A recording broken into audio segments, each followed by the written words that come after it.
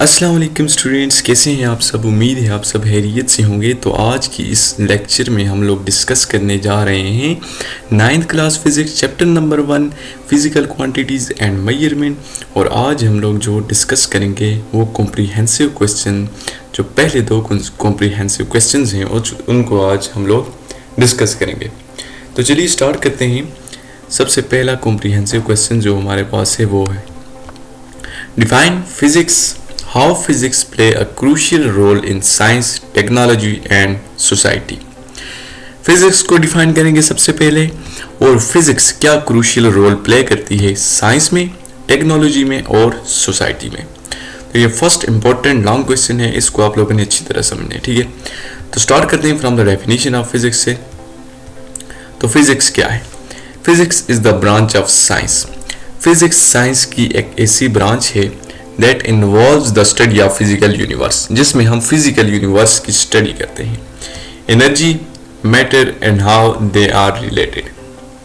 Energy को भी study करते हैं, मैटर और इनके दरमियान ताल्लुक क्या है, ये किस तरह एक दूसरे के साथ रिलेटेड हैं, उसको भी हम लोग इसमें स्टडी करते हैं।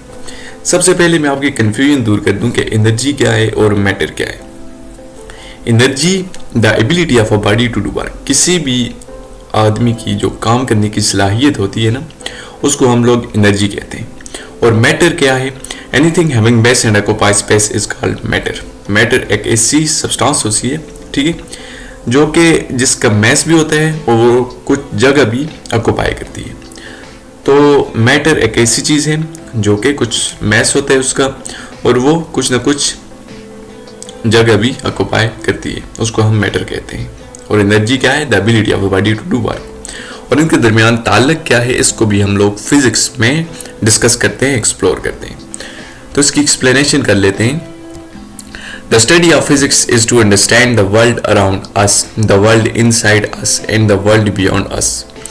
जो फिजिक्स की स्टडी है ना, इसका मेन मकसद जो है इस दुनिया को समझना, ठीक है, जो हमारे इर्द गिर्द है और वो दुनिया जिसमें हम रहते हैं। एक तो ये दुनिया है ना जिसमें हम लोग रहते हैं, और एक वो दुनिया जिस दुनिया से बाहर है। यानी कि ये दुनिया बस यही छोटी सी दुनिया नहीं है, बल्कि ये कायनात इतनी बड़ी है ना कि इसमें लाखों मिलियन खरबों गैलेक्सीज हैं सिर्फ। तो ये कायनात बहुत ज़्यादा बड़ी है। ये हमारी जो ज़मीन है, अर्थ है, ये तो सिर्फ एक प्लेनेट है, ठीक है। इस तरह के बहुत ज़्यादा प्लेनेट्स हैं, फिर सोलर सिस्टम है, और फिर सोलर सिस्टम मिलकर गैलेक्सीज बनाते हैं। फिर गैलेक्सीज इतनी ज़्यादा हैं, इतनी मिलियन खरबों में हैं कि उनकी तादाद का पता नहीं है, ठीक है, अभी तक। और वो मिलकर पूरी यूनिवर्स बनाती हैं। तो हमारा जो फिज़िक्स पढ़ने का मेन मकसद है इस दुनिया को और इस यूनिवर्स को स्टडी करना है, ठीक है। और इसमें जो मैटर है, एनर्जी है, उसको बेसिकली स्टडी करना, फिजिक्स को स्टडी करना है, okay. Physics cover a wide range of phenomena. Physics में हम वाइड रेंज ऑफ फिनोमेना को पढ़ते हैं, ठीक है, from the smallest sub atomic particles to the largest galaxies and universe, जिसमें हम स्मॉलेस्ट सब एटॉमिक पार्टिकल से लेकर लार्जेस्ट गैलेक्सीज और यूनिवर्स तक स्टडी करते हैं। फिजिक्स ऐसी ब्रांच है साइंस की जिसमें हम छोटे छोटे सब एटॉमिक पार्टिकल्स जो हैं, जैसे न्यूट्रॉन है, इलेक्ट्रॉन है, प्रोटॉन, जो कि एक एटम के अंदर पाए जाते हैं। इसी तरह के न्यूट्रिनो, एंटी न्यूट्रिनो, बहुत ज़्यादा सब एटॉमिक, यानी कि 100 से अबव जो सब एटॉमिक पार्टिकल डिस्कवर हो चुके हैं, ठीक है, एटम के अंदर होते हैं, पाए जाते हैं। उनकी हर एक की यानी कि अलग अलग प्रॉपर्टी होती है, ठीक है। तो वो जो होते हैं उससे लेकर हम लार्जेस्ट गैलेक्सीज तक पढ़ते हैं और यूनिवर्स को भी स्टडी करते हैं, ठीक है। इसमें लार्जेस्ट गैलेक्सी देखो, हमारी जो मिल्की वे गैलेक्सी है, ठीक है, इस तरह की एंड्रोमेडा गैलेक्सी है, ठीक है, इस तरह की बहुत सारी गैलेक्सीज मिलकर फिर यूनिवर्स बनाती हैं। तो हम जब सब एटॉमिक पार्टिकल से लेकर लार्जेस्ट गैलेक्सीज तक पढ़ते हैं तो हम दरअसल में फिजिक्स को स्टडी करते हैं। अब उसके बाद हमारे पास है फिजिक्स एंड साइंस, कि फिजिक्स और साइंस का आपस में क्या ताल्लुक है, ठीक है। Physics is at the root of every field of science. Physics जो है ना स्टूडेंट्स, वो हर साइंस की फील्ड में शामिल है, ठीक है। जो भी साइंस की फील्ड आप डिस्कस करते हैं, चाहे वो एस्ट्रोनॉमी है, जियोलॉजी है, बायोलॉजी है या केमिस्ट्री है, हर एक में फिजिक्स का एक क्रूशियल रोल है, ठीक है। फिजिक्स हर एक सब्जेक्ट में, हर एक फील्ड में साइंस की अपना रोल अदा करती है, ठीक है। Most of the major developments in chemistry, biology, geology, agriculture, environmental science, astronomy, engineering and even in medicine have been made by the physicist. ऐसी बहुत ज़्यादा जो डेवलपमेंट हो चुकी हैं इस दुनिया में, ठीक है, केमिस्ट्री में हो, चाहे वो बायोलॉजी में हो या जियोलॉजी में, ठीक है, सबके अंदर जो भी डेवलपमेंट्स हो चुकी हैं उनके अंदर सबसे बड़ा रोल फिजिक्स का है, ठीक है। इसके पीछे जो लॉज और प्रिंसिपल काम करते हैं वो फिजिक्स के होते हैं। Agricultural, environment science, astronomy, engineering, इनमें तो बहुत ज़्यादा, ठीक है, फिजिक्स का रोल है, ठीक है। उसके बाद हमारे पास आता है physics, technology and its impact on society, ठीक है। अब फिजिक्स का टेक्नोलॉजी में क्या रोल है, ठीक है, और उसका इम्पैक्ट क्या है सोसाइटी पर, उसको भी हम लोग डिस्कस कर लेते हैं, ठीक है। Physics is concern with gathering knowledge and organising it, okay. Technology lets human use that knowledge for the practical purposes. Physics का असल मकसद जो है ना वो नॉलेज को, इल्म को गैदर करता है, ठीक है, एक जगह जमा करता है, एक जहीरा कर देता है, ठीक है, इल्म का, और उसको फिर ऑर्गेनाइज कर देता है, ठीक है। Technology lets human use that knowledge for the practical purpose. Technology का जो मेन मकसद है ना वो इंसानों को इस बात पर आमादा करती है कि वो जो नॉलेज जो इकट्ठा किया गया है फिजिक्स के जरिए, ठीक है, आप उसको यूज करें प्रैक्टिकल पर्पजेज के लिए और उससे मुख्तलिफ तरह की डेवलपमेंट करें, ठीक है। Physical phenomena is there behind every technology.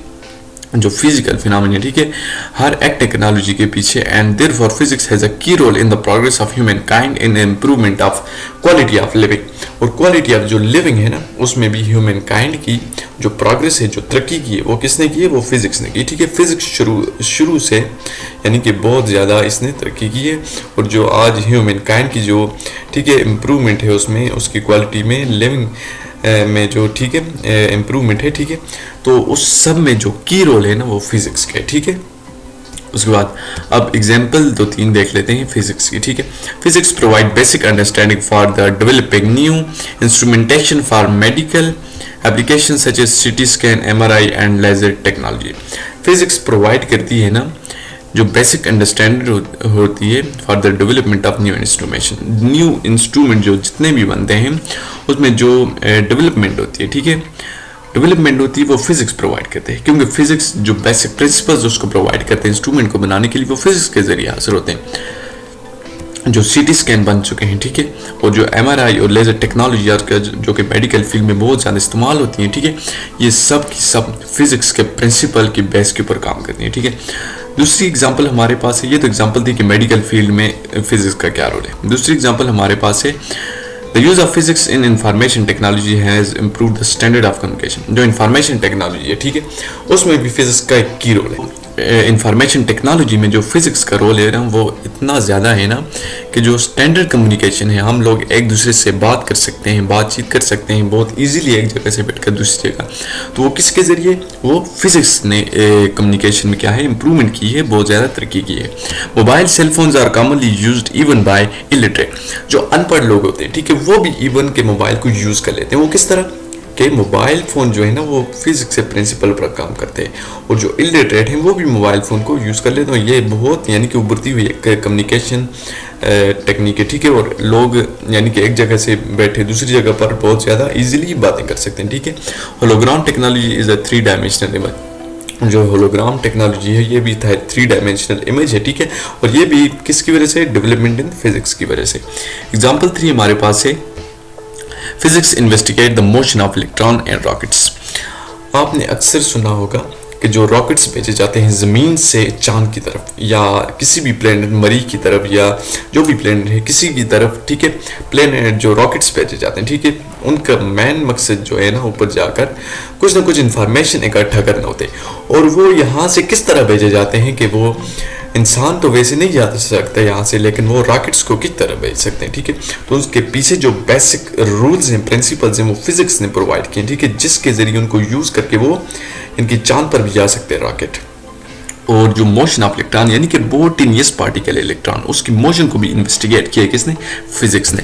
The energy in sound waves and electric circuit और साउंड वेव्स में जो एनर्जी है, क्योंकि वेव्स क्या है, वेव्स है ये साउंड और इलेक्ट्रिकल सर्किट में, ठीक है, और वेव्स के साथ एनर्जी है, ठीक है। The structure of proton of the universe, ठीक है, जो स्ट्रक्चर ऑफ प्रोटॉन है in that of the universe उसको भी जो डिस्कवर किया है, ठीक है, जो स्ट्रक्चर ऑफ प्रोटॉन है, ठीक है, उसमें फिर आगे और भी उनकी प्रोटॉन के अंदर होते हैं, ठीक है। तो इसके अंदर जो डेवलपमेंट है उनकी स्ट्रक्चर को फाइंड किया और यूनिवर्स की, तो ये फिजिक्स के जरिए ही फाइंड किया है। दूसरा क्वेश्चन जो हमारे पास आता है लॉन्ग क्वेश्चन में वो है what is SI, name SI based quantities and their units. तो इसका आंसर ये है कि सबसे पहले SI क्या है, ठीक है। What is SI? International system of units को जो एब्रिविएटेड नेम दिया गया है ना, उसको हम SI कहते हैं, ठीक है। यानी कि सिस्टम ऑफ यूनिट, यानी कि सिस्टम इंटरनेशनल जो है ना, उसको SI से एब्रिविएट किया गया। उसके बाद हम देंगे name SI base quantities and their unit. तो इंटरनेशनल सिस्टम ऑफ यूनिट्स जो है ना, एक ऐसा सिस्टम ऑफ यूनिट्स है जिसमें जो बेस्ट क्वांटिटीज हैं, जो डिराइव्ड क्वांटिटी है, ठीक है, वो हम अभी डिस्कस करेंगे। उन सब के लिए एक स्टैंडर्ड यूनिट्स बनाएंगे, ठीक है, जो स्टैंडर्डाइज है और उनको डिफाइन भी किए गए, ठीक है। अब इंटरनेशनल सिस्टम ऑफ यूनिट्स है क्या, इसको हम एक्सप्लोर करने लगे, ठीक है।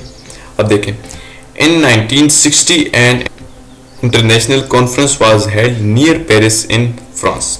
1960 में ना जो एक इंटरनेशनल कॉन्फ्रेंस लगाई गई, ठीक है, पेरिस में, जो कि फ्रांस के अंदर है, ठीक है।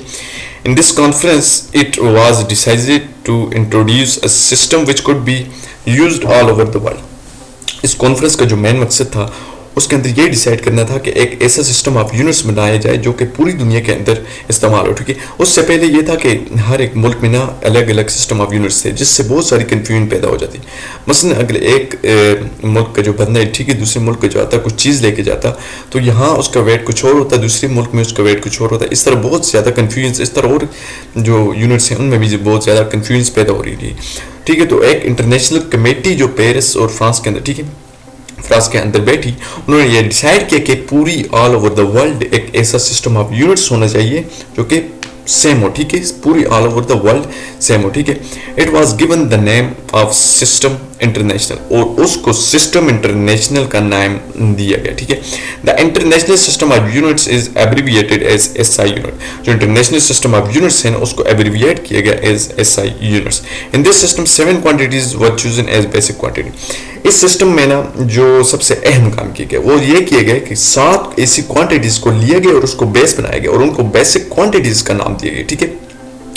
7 क्वांटिटीज इस सिस्टम में ऐसी ली गई, ठीक है, जो कि बेसिक क्वांटिटीज के तौर पर ली गई, और जो बाकी क्वांटिटीज हैं वो डिराइव क्वांटिटी हैं जो कि इन बेस्ट क्वांटिटी से मिलकर बनेंगी, ठीक है।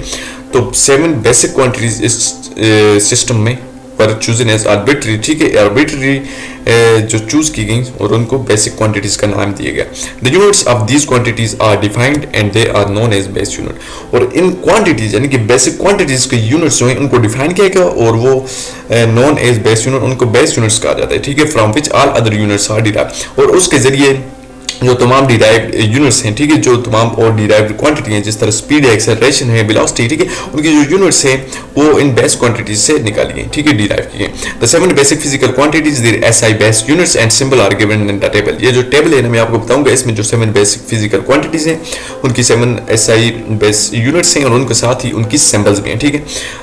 ये टेबल बहुत इंपॉर्टेंट है, इसको याद रखना है, ठीक है। Base quantities SI base units और ये सिंबल है उस SI यूनिट्स की, ठीक है। सबसे पहले जो हमारे पास बेस क्वांटिटी है वो है लेंथ। उसकी जो SI बेस यूनिट रखी गई वो मीटर रखी गई, ठीक है। SI बेस यूनिट लेंथ की मीटर रखी गई और उसका जो सिंबल है ना मीटर का, वो स्मॉल m के जरिए इसको डिनोट किया जाता है, ठीक है। दूसरे नंबर पर हमारे पास आता है जो बेस क्वांटिटी में दूसरे नंबर पर है वो है मैस। उसके SI बेस यूनिट है किलोग्राम और उसकी जो सिंबल है वो स्मॉल k और g यानी कि kg, ठीक है, किलोग्राम, ठीक है। इसकी जो सिंबल है वो है kg। तीसरे नंबर पर हमारे पास आता है टाइम, जिसकी SI बेस यूनिट है सेकंड और उसकी जो सिंबल है SI यूनिट में वो स्मॉल s के जरिए इसको डिनोट किया जाता है। चौथे नंबर पर हमारे पास आता है इलेक्ट्रिक करंट। उसकी SI जो बेस यूनिट है वो है एम्पियर और जो उसके लिए सिंबल ली गई वो कैपिटल A ली गई, एम्पियर, ठीक है, करंट के लिए। उसके बाद हमारे पास आता है टेम्परेचर, ठीक है, ये भी एक SI बेसिक क्वांटिटी है, टेम्परेचर, केल्विन। इसकी जो SI बेस यूनिट है वो केल्विन है और जो इसके साथ ही आगे उसकी जो सिंबल है वो कैपिटल K ली गई, ठीक है। टेम्परेचर की यूनिट है केल्विन। अमाउंट ऑफ सब्सटेंस, उसके बाद हमारे पास, ठीक है, जो छठे नंबर पर हमारे पास जो बेसिक क्वांटिटी है अमाउंट ऑफ सब्सटेंस, उसकी जो SI बेस यूनिट है वो मोल है और जो उसको रिप्रेजेंट करने के लिए जो सिंबल ली गई, ठीक है, वो MOL, ठीक है, यानी कि मोल को रिप्रेजेंट के लिए MOL उसकी सिंबल ली गई, ठीक है। उसके बाद हमारे पास आता है ल्यूमिनस इंटेंसिटी या इसको स्पीड ऑफ लाइट भी कह सकते हैं, ठीक है। लुमिनस इंटेंसिटी या इंटेंसिटी ऑफ लाइट भी कह सकते हैं, ठीक है। इसकी जो यूनिट ली गई एसआई बेस यूनिट उसको कैंडिला कहते हैं, और उसको जो एब्रिविएट यानी कि उसकी जो सिंबल दी गई उसको स्मॉल सीओडी यानी कि सीडी कैंडिला की सिंबल है, जो कि लुमिनस इंटेंसिटी की यूनिट है। तो ये था हमारा आज का लेक्चर। अगर आपको किसी भी किस्म की कंफ्यूजन हो या क्वेश्चन हो तो आप कमेंट सेक्शन में ज़रूर पूछें, और इसके आगे जो क्वेश्चन हैं वो हम अगली वीडियो में अपलोड करेंगे, ठीक है। इसको जो अगले क्वेश्चन हैं तमाम, ठीक है, उसको हम अगली वीडियो में अपलोड कर देंगे। अगर आप हमारे चैनल पर न्यू हैं तो इसको ज़रूर सब्सक्राइब करें और बेल आइकन को ज़रूर प्रेस करें, क्योंकि इसके ज़रिए आपको इसी तरह के बहुत सारे लेक्चर मिलते रहेंगे। अल्लाह हाफिज़।